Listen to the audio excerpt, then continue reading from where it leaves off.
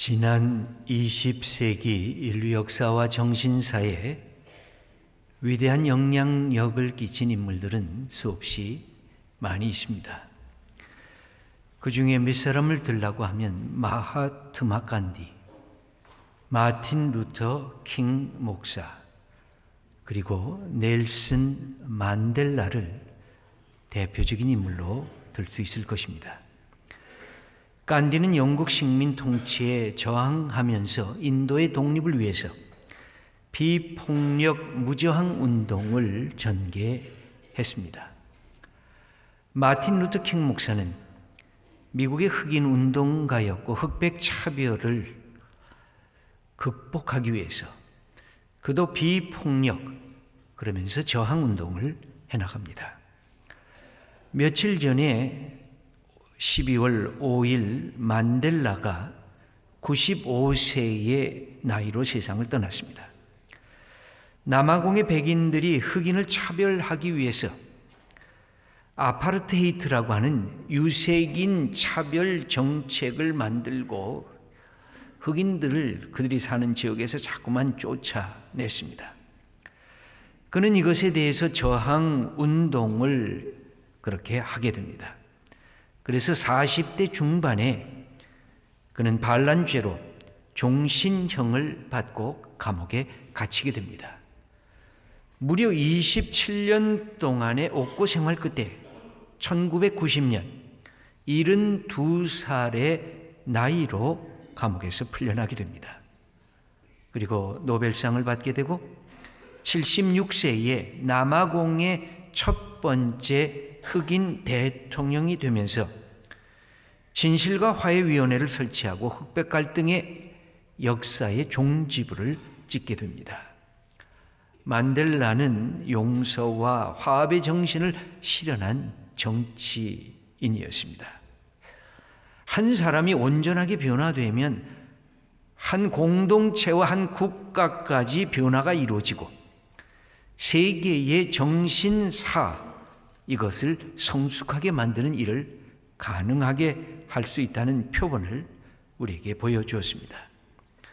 만델라는 수많은 사람들에게 존경과 사랑을 받으면서 그의 일생을 마감했습니다. 만델라가 말한 몇 가지 어록이 있는데 여러분 한번 들어보시기 바랍니다.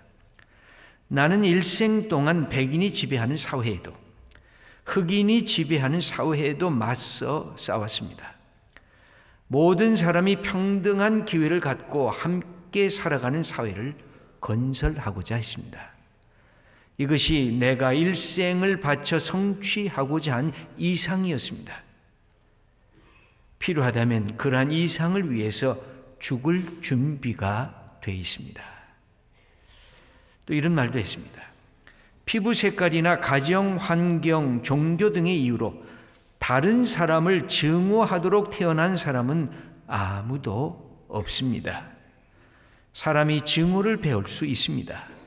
그리고 증오를 배운다면 사랑도 배울 수 있습니다. 왜냐하면 사랑은 증오보다 사람의 본성에 더 가깝기 때문입니다. 인간의 선함이란 감춰져 있지만 결코 꺾이지 않는 불꽃입니다. 또 이런 말도 합니다. 진정한 리더가 되려면 다른 사람들의 자유를 위해 희생할 준비가 되어 있어야만 합니다. 그래서 그는 그의 일생 전체를 감옥에 들어가면서까지도 그의 삶을 자기의 백성의 흑인의 자유와 해방을 위해서 모든 것을 쏟아놓았던 인물입니다. 제가 지금 언급한 이 뛰어난 인물들에게는 몇 가지 공통성이 있습니다. 예수 그리스도에게 선한 영향을 받은 사람들입니다. 간디마저도 그는 예수님의 산상설교를 통해서 깊은 감동을 받고 감복했습니다. 예수님을 본받아 어떻게 하면 용서와 사랑할까? 이것에 대해서 다 결심한 사람들이었습니다. 그리고 예수님의 마음을 가슴에 품었습니다. 가난한 자에게 복음을, 억눌린 자에게 자유하게 함을, 갇힌 자가 해방을, 예수님께서 나사렛에서 행했던 그 삶의 내용을 그들의 삶에 똑같이 적용하기를 원했던 인물들이었습니다.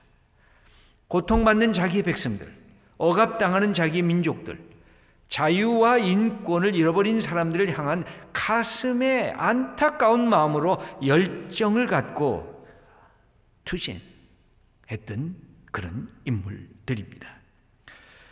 그래서 결과적으로는 개인의 삶의 온전한 헌신이 공동체의 삶의 변화가 일어났습니다. 높고 교만한 자는 내려오도록, 그리고 낮고 천한 자는 높아질 수 있는 오늘 성경에서 말씀하는 하나님의 축복의 역사가 이들의 삶의 현장에서 나타났다고 하는 그런 사실입니다.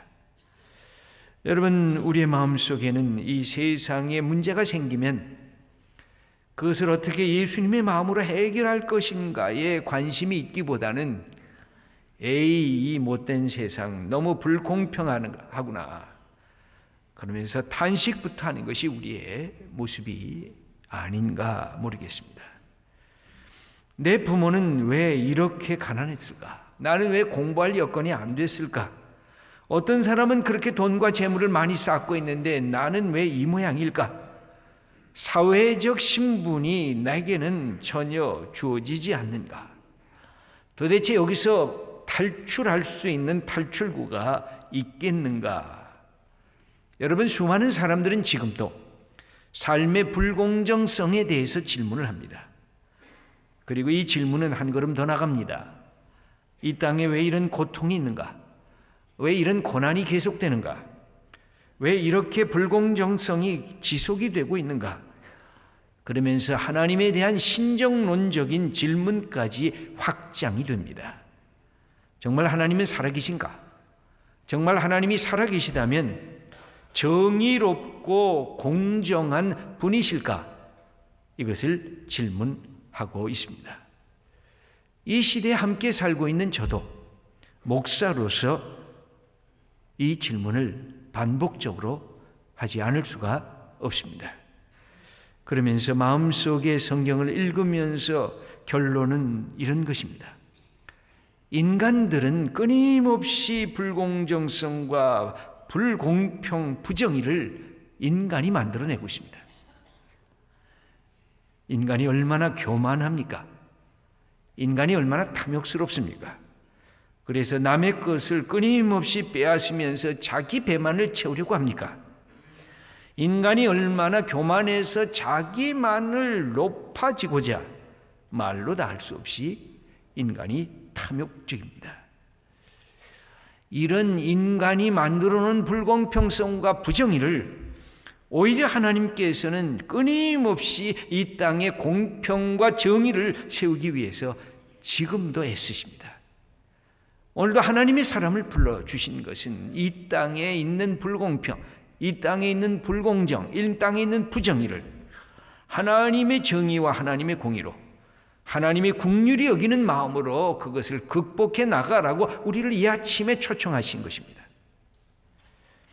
오늘 읽어드린 구약에 등장하는 여인 한나의 노래가 있습니다. 하나님에 대한 찬양입니다. 구약과 신약에 큰 몇 가지의 노래가 있는데 구약의 출애굽기 15장을 보면 모세와 그의 누이인 미리암의 찬양이 있습니다. 아주 급습해 들어오는 애굽의 바로 군대를 홍해 앞바다에서 근심 걱정하면서 하나님께서 그 홍해 바다를 열어주셨을 때 무사히 건너고 애굽의 군대가 침몰하는 것을 보면서 이스라엘 백성들이 하나님께 한 그 노래입니다. 그게 출애굽기 15장입니다. 신약에 들어가면 누가복음 1장에 예수님의 어머니인 마리아가 전혀 상상할 수 없는 사건이 일어나게 됩니다. 결혼도 하지 않은 마리아가 성령으로 잉태하는 사건을 경험하면서 이것이 하나님이 이 세상을 향한 하나님의 구원의 역사인 것을 깨달은 마리아가 노래를 부릅니다. 매그니피카시라고 해가지고 마리아의 찬가가 나타나고 있습니다. 여기 오늘 본문은 자녀가 없어서 홀대를 받던 여인 한나라는 여인이 있었습니다. 그가 하나님으로부터 은총을 받고 잉태하게 됩니다. 그러면서 노래 부르는 것이 바로 사무엘상 2장에 나타나고 있는 한나의 노래입니다. 여기에 공통성이 있습니다. 그것은 다 뭘까요? 하나님께서는 생각이 교만한 자들을 내리치신다는 것입니다. 하나님께서는 자기 자신만을 위해서 권세를 붙잡고 있는 사람들을 내리치신다는 것입니다. 그리고 겸손한 사람들, 가난한 사람들, 배고픈 사람들, 오히려 하나님을 기다리는 사람들을 높여주시고 하나님께서 배불려 주신다고 가르치고 계십니다. 오늘 말씀도 그렇게 기록이 되어 있습니다. 용사의 그 자랑스러운 칼을 하나님이 꺾으시겠다는 것입니다. 그리고 넘어져서 이제 희망을 잃어버린 그런 사람들에게 가슴에, 이 허리에 힘으로 띠를 띠게 하는데 힘의 띠를 띠게 하시겠다고 그렇게 가르쳐주고 있습니다. 하나님 통해서 인생의 역전이 일어나고 있습니다. 여러분, 우리가 성경을 창세기서부터 계시록까지 쭉 읽어보면 하나님의 이 뒤집기의 사건들이 얼마나 자주 일어나는지 모릅니다. 하나님의 뒤집기는 있는 자를 그냥 끌어내리겠다는 그런 뒤집기는 아닙니다. 그냥 약한 자는 무조건 내가 너를 높여주겠다고 하는 그런 뒤집기도 아닌 것입니다. 하나님께서는 인간의 연약한 자를 불쌍히 여기시는 것, 그리고 인간이 조금 높아졌다고 자기 자랑하고 뽐내고 연약한 자를 무시하는 이런 교만한 힘이 있는 자들을 하나님은 받아들이지 않으시겠다는 뜻입니다. 그 속에서 고통받고 있는 사람들을 하나님께서 관심 갖고 접근하시는 그 생명과 치유의 역사가 성경에서 곳곳에 기록이 되어 있습니다. 인간의 교만, 인간의 탐욕이 갖고 있는 특성이 뭘까요? 왜 힘 있는 자가 되고, 왜 많이 가진 자가 되고, 왜 높이 올라간 자가 되면 왜 하나님께서 그들을 내리치려고 하실까요? 그것이 축복이요, 그것이 사명으로 여기는 것이 아니라 나를 보신하는, 내가 더 잘나고 내가 더 많아야 하는 인간의 탐욕과 교만으로 연결이 되고 있기 때문에 그렇습니다. 여러분, 교만과 탐욕이라고 하는 것은 방향성으로 생각해 본다면 일종의 구심력과도 같은 것입니다. 끊임없이 자기 자신만을 위해서 집중하는 것, 이게 교만입니다. 그게 탐욕입니다. 그런 생각, 그런 마음이 자기만을 향해서 마치 블랙홀처럼 모든 것을 끌어들입니다. 여러분, 부자들이 만족하는 거 보셨습니까? 여러분, 사회적인 권력을 탐하는 자들이 만족하는 것을 보셨습니까? 하나 권력 가지면 더 큰 권력을 가지려고 하고, 하나 뭐 생기면 더 크게 더 많이 가지려고 하고, 더 높이 더 많이. 그것은 마치 블랙홀처럼 세상의 모든 좋다고 하는 것들은 다 자기 속에 끌어들이려고 하는 것입니다. 그런 인간의 교만과 탐욕이 생겨지면 생겨질수록 이 땅에 나타나는 문제가 뭘까요? 그것은 차별성입니다. 권력의 차별성, 경제적인 차별성, 사회적인 차별성, 남녀 간의 차별성, 민족주의적인 배타성. 여러분, 모든 것들이 그러지 않았습니까? 레닌과 스탈린이 그러지 않았습니까? 히틀러가 그러지 않았습니까? 저 김일성, 저 이북의 집단이 그러고 있지 않습니까? 거기에는 탐욕이 있습니다. 거기에는 교만이 있습니다. 우리가 인간의 교만과 욕심이 왜 그렇게 무서워하느냐면 자기 자신만을 향한 구심력적인 블랙홀과 같은 이런 부어도 거기에 쏟아놔도 만족할 수 없는 인간의 교만과 탐욕이 그 안에 도사리고 있기 때문에 그런 것입니다. 그래서 하나님께서는 그런 인생의 길을 뒤집겠다는 것입니다. 하나님은 우리에게 그러면서 원심력으로 가르쳐 주는 것이 하나님 사랑입니다. 그리고 이웃 사랑하는 것입니다. 왜 이런 사랑을 요청하실까요? 블랙홀처럼 받아들이는 것을 단절시키는 것입니다. 구심력에 의한 이 힘을 자기를 매몰하는 파멸의 자리일 수밖에 없는 이것을 하나님께서는 원심력으로 바꿔놓는 것입니다. 내 이웃에 고통받는 자가 있다는 것을 아느냐? 내 이웃이 힘들게 사는 자가 있다는 것을 내가 아느냐? 다른 사람들이 삶의 곤고 속에서 신음하고 있다는 것을 내가 아느냐? 그래야 이 구심력과 원심력이 함께 만나져야 이게 잘 회전하는 겁니다. 여기에서 우리 하나님께서 주신 이 놀라운 사실을 한나라고 하는 여인은 깨닫고 있습니다.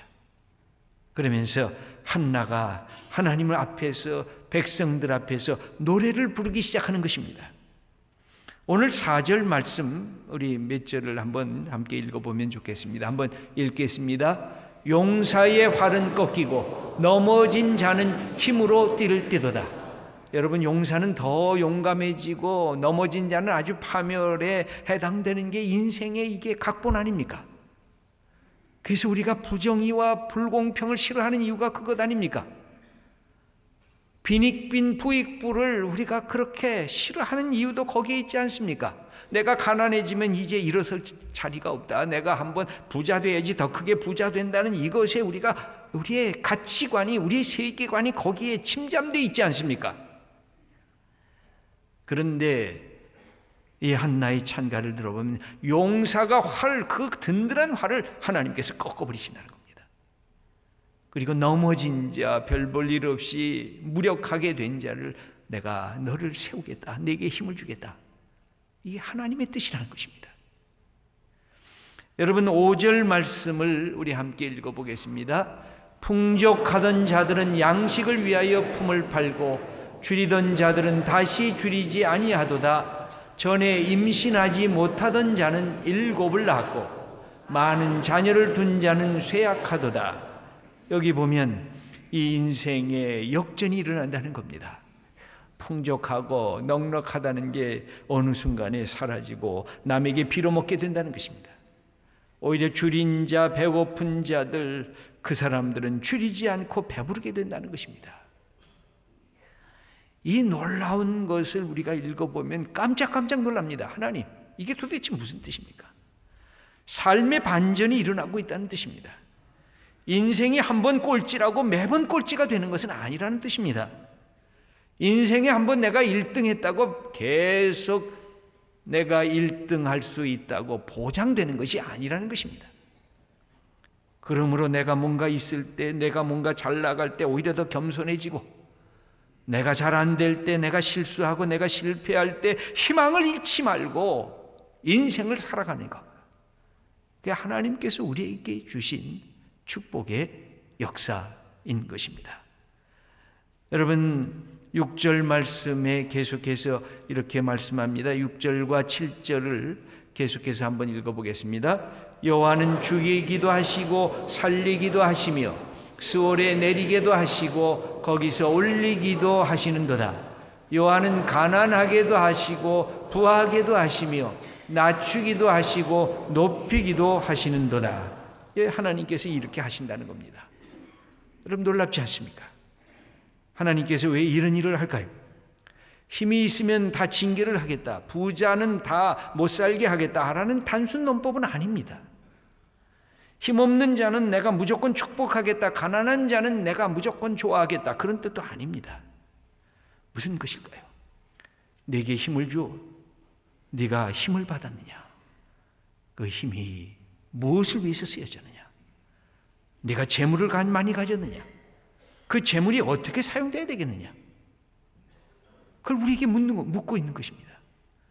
그런데 나만을 위한 재물, 나만을 위한 권력, 그것은 교만이라는 것입니다. 그러면 하나님께서 내치겠다는 것입니다. 우리 세례 요한이 이 땅에 와서 하나님의 말씀을 증거했을 때 그는 하나님 나라를 선포합니다. 그러면서 누가복음 3장 5절에 이렇게 기록이 되어 있습니다. 우리 함께 읽어보겠습니다. 모든 골짜기가 메워지고 모든 산과 작은 산이 낮아지고 굽은 것이 곧아지고 험한 길이 평탄하여 질 것이요 모든 육체가 하나님의 구원하심을 보리라. 여기 보면 누구나 다 구원에 참여하는 것입니다. 높은 산을 하나님께서 깎아내리겠다는 겁니다. 그래서 너도 좀 낮춰라. 그 다음에 깊은 골짜기에서 신음하는 사람들은 내가 그것을 메워서 높여주겠다는 것입니다. 그러므로 새로운 나라가 왔는데 그것은 인간이 외모 때문에 차별받지 않고 인간이 남녀 성별 때문에 차별받지 않고 인간이 가진 것과 없는 것 때문에 인간이 차별받지 않고 오직 예수 그리스도 안에서 하나님 나라의 시민권자가 되는 새로운 나라를 이 땅에 허락해 주시겠다고 약속해 주신 것입니다. 높은 자는 낮고 천한 자를 살펴보고 낮고 비천한 자는 새로운 시대가 열렸음을 희망을 갖고 바라보라는 것입니다. 사랑하는 성도 여러분, 하나님께서 제일 관심 가진 존재가 인간이라고 말씀드렸습니다. 여러분, 하나님의 수많은 이름이 있지 않습니까? 그 위대하신 하나님의 이름 중에 우리와 친근한 이름이 뭐예요? 하나님은 고아와 과부의 하나님이시라는 것. 그들도 인격이라는 것. 그들도 살아야 된다는 것. 그들도 존중받아야 된다는 것. 하나님은 이 시대에 이것을 펼치시기 위해서 구약에서 보면 사사를 보내고 예언자들을 보냈습니다. 그리고 마지막 시대에 예수님을 보내셨습니다. 예수님 안에 하나님이 함께 계셨습니다. 그리고 하나님이 인간의 고통에 동참하셨습니다. 패션은 패션인데 컴패션인 겁니다. 같이 아파하셨습니다. 가난한 자들, 애통하는 자들, 이 땅에 고통을 받는 자들에게 희망을 주셨습니다. 그리고 이를 뒤따랐던 사도 바울도 자기의 인생의 수많은 고난을 경험하면서 뭐라고 말씀합니까? 고린도후서 1장 4절을 보면 이렇게 기록하고 있습니다. 하나님은 우리의 모든 환난 중에서 우리를 위로하사 우리로 하여금 하나님께 받은 위로로서 모든 환난 중에 있는 자들을 능히 위로하게 하시는 이시로다. 우리가 고난을 이겨나가셨습니까? 우리가 가난을 극복하셨습니까? 우리가 갖고 있는 외로움을 이겨나갔습니까? 그러면 다른 고통받는 자들을 다시 세우기 위해서 하나님이 먼저 우리에게 그런 축복을 주셨다는 말씀입니다. 여러분은 하나님께서 이 시대에 왜 성령을 부어주시는 것일까요? 한 가지입니다. 성령이란 하나님의 마음을 품은 파토스라고 할 수가 있습니다. 이 시대에 어렵고 힘든 사람들을 세워주는 것, 그게 하나님의 성령을 통해서 이 땅에 주신 새로운 역사입니다. 사랑하는 성도 여러분, 한나가 찬양을 부르면서 개인의 축복의 역사 속에 들어갔습니다. 그 가정의 축복이었습니다. 그 민족사를 움직이는 하나의 축복의 노래였습니다. 그 이스라엘의 민족사가 세계사를 변화시키고 인류 역사에 새로운 꿈과 희망을 가져다 준 것입니다. 사랑하는 성도 여러분, 우리에게 잊혀진 노래가 있습니까? 다시 찾으세요. 내가 부르지 않던 노래들이 있습니까? 그런 찬양이 있습니까? 다시 내 영혼에 이 찬양을 회복하셔야 돼요. 하나님께서 우리에게 주신 축복은 이 땅에 하나님 나라를 위해서 쓰임받도록, 내가 지금 고난 속에, 내가 지금 슬픔 속에, 내가 절망 속에 있는 이것은 하나님께서 다시 그것을 이겨나가서 하나님의 뜻, 하나님이 낮추시기도 하시고 높이시기도 하시는 하나님의 역사를 경험하시기 위한 우리의 초청이십니다. 귀한 하나님의 말씀을 통해서 오늘도 새로운 용기를 얻으시고 내게 주신 축복이 넘치면 오 하나님, 하나님의 마음을 품고 이 시대에 어디에서 고통과 어디에 아픔과 어디에 부자유와 어디에 핍박과 어디에 힘든 억압의 자리가 있는가를 살펴볼 마음을 우리에게 주시고 그것을 회복시키는 것이 하나님의 사람들의 역사인 것입니다. 이 놀라운 축복을 오늘도 경험하며 살아가는 주님의 자녀 다 되시기를 축원합니다. 기도드리겠습니다.